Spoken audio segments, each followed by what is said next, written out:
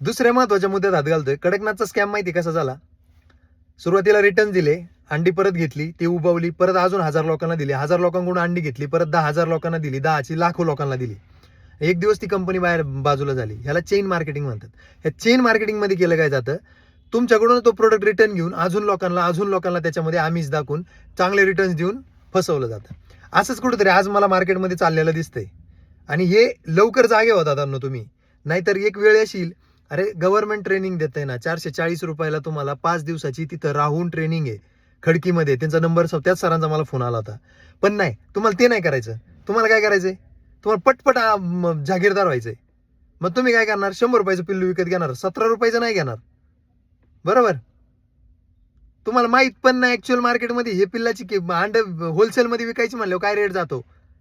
तुम्ही तो पण अभ्यास करा ना. मला नाही म्हणा, मी नाही म्हणत तो माणूस चुकीचा आहे, तो माणूस लाख चांगला आहे. तुमची पण बुद्धी वापरा ना काहीतरी. स्वतः चेक करा ना. उद्या जाऊन ह्याने नाही आपलं अंड घेतलं, ह्याने नाही कोंबडीचं अंड घेतलं, तर आपण हे विकायचं कुठं? कोण खातं याला? हे 20 रुपयाचं मार्केट आहे का आत्ता? 2 ते 3% लोक अशी की 20 रुपयाचं अंड खातील. सुधरा. आणि थोडासा विचार करा की पुढचा माणूस आपले तर पैसे आपल्याच ह्याच्यातून पैसे तर कमवत नाहीये ना.